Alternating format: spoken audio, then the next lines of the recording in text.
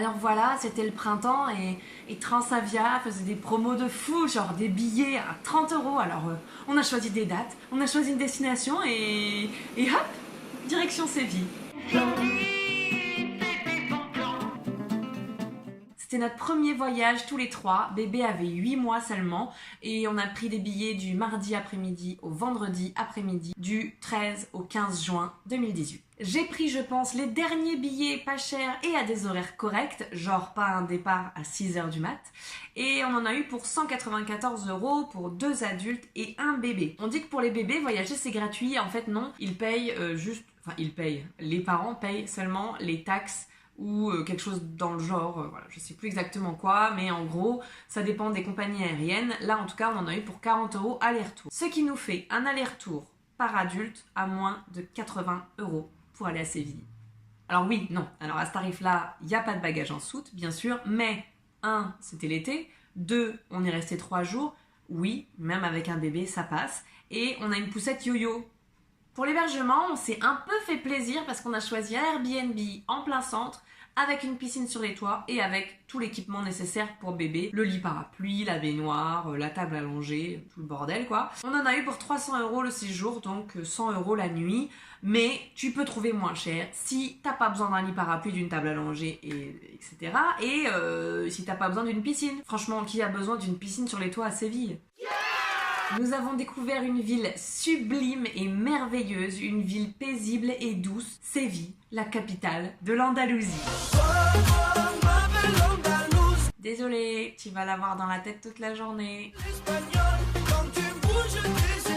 Allez, on passe tout de suite au vif du sujet, les choses à voir et à savoir sur Séville, c'est parti.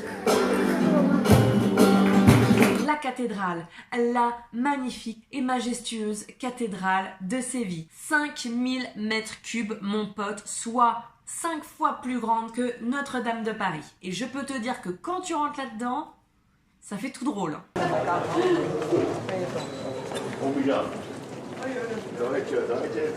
Les portes ouvrent à 11 h, on y était à 10 h 15, il y avait déjà un peu de monde.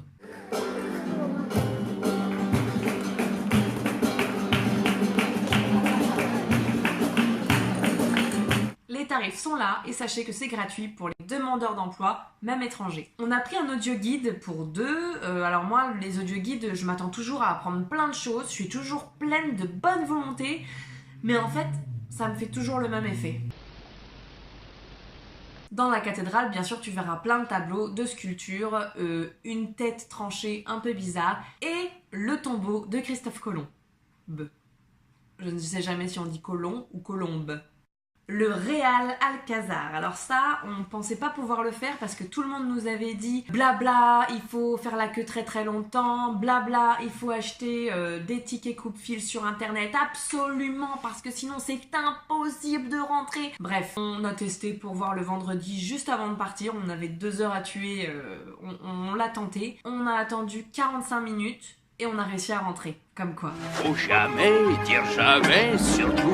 Alors oui, sauf que il faut que tu saches qu'on fait la queue en plein cagnard. Donc en juillet-août, en effet, achète des billets coupe-fil parce que sérieusement, tu peux te taper une insolation en 20 minutes sous ce cagnard. Donc évite. Le Real Alcazar, c'est la résidence de la famille royale et je peux te dire qu'ils se font plaisir, mon pote. C'est aussi un des monuments les plus visités du monde et c'est vraiment très beau et très grand, vraiment très grand. Donc comme je vous le disais, nous c'était juste avant de partir, on avait 2 heures devant nous et on n'a pas réussi à tout voir. Certes, on a un peu pris notre temps, on était un peu tranquille avec bébé et tout, mais voilà, je vous conseille peut-être une demi-journée, ça doit être pas mal. Ça coûte 11,50 € et c'est gratuit le lundi de 18 h à 19 h, d'avril à septembre et de 16 h à 17 h, d'octobre à mars.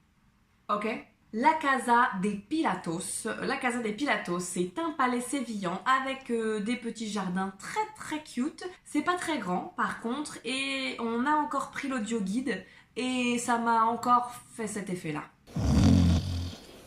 Attention, tous les guides annoncent une gratuité le mercredi après-midi. C'est faux. Voilà, c'est faux, c'est faux, c'est faux. Je vous le donne en 1000. Quel jour c'est la gratuité ? Le lundi de 15 h à 19 h, là c'est gratuit, mais pas le mercredi.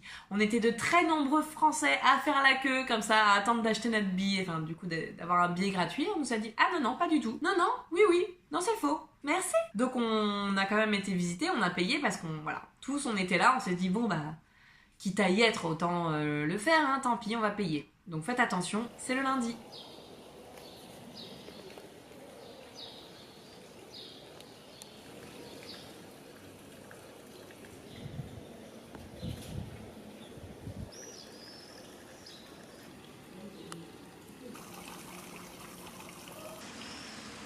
Le métropole parasol. Cet énorme champignon fait en bois est très étrange et je comprends les Sévillans qui ont dû être un peu désappointés de voir arriver ce monument très bizarre en plein milieu de leur ville, mais il ne vous en coûtera que 3 € pour monter là-dessus, voir une très belle vue de Séville et assister pourquoi pas à un très beau coucher de soleil à la tombée de la nuit.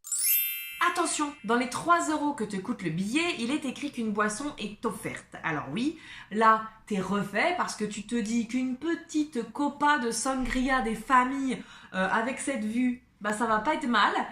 Oui, sauf que non, la boisson n'est pas donnée dans le bar du parasol, mais dans un bar en bas du parasol. Voilà, quand tu descends. Tristesse. C'est quand même un verre gratuit. Donc, bon, c'est toujours ça de prix, quoi. Piazza di España. Alors là, on touche au céleste, à la magie, à la beauté dans tout ce qu'elle a de plus beau. La Piazza di España, c'est juste grandiose.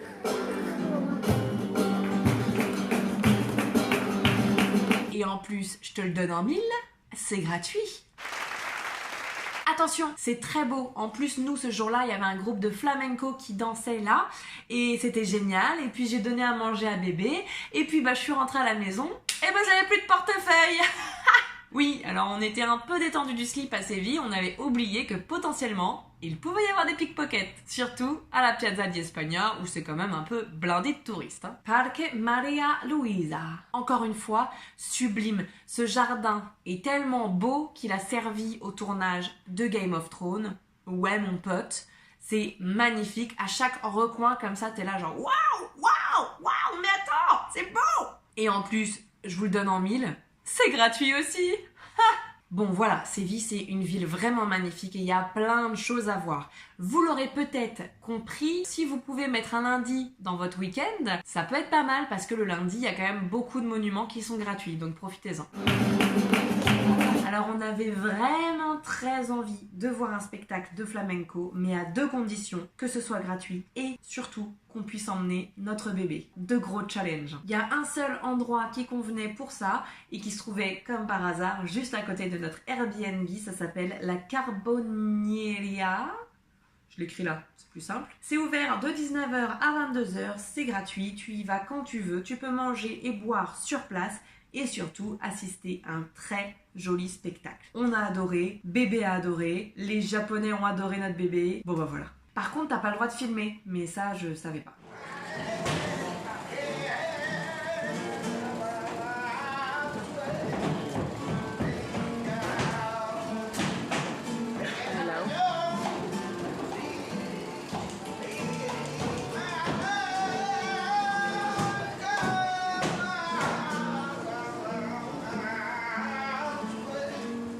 Oh mon Dieu, les tapas. On ne s'est nourri que de tapas pendant 3 jours et de sangria. Le bonheur, quoi. On a eu 2 gros coups de cœur pour des restos de tapas. Le premier, juste à côté de la cathédrale, ça s'appelle El Pasaje. Croquetas. Et c'est plutôt simple, mais vraiment très bon. Le deuxième, il est dans le quartier de Piazza di España ou de Parque Maria Luisa et c'est Plato. Et alors là, mais c'était une régalade, c'était canonissime. Je vais y retourner, j'ai faim. Bon, vous l'avez deviné, on a eu un méga coup de cœur pour Séville. Vraiment, c'était une ville merveilleuse, on s'est senti hyper bien là-bas. Et franchement, on serait bien resté quelques jours, voire quelques semaines de plus pour continuer à faire toute l'Andalousie. Et voilà, il te reste plus qu'à prendre tes billets d'avion, à liker la vidéo, à partager la vidéo et à t'abonner à ma chaîne. À bientôt!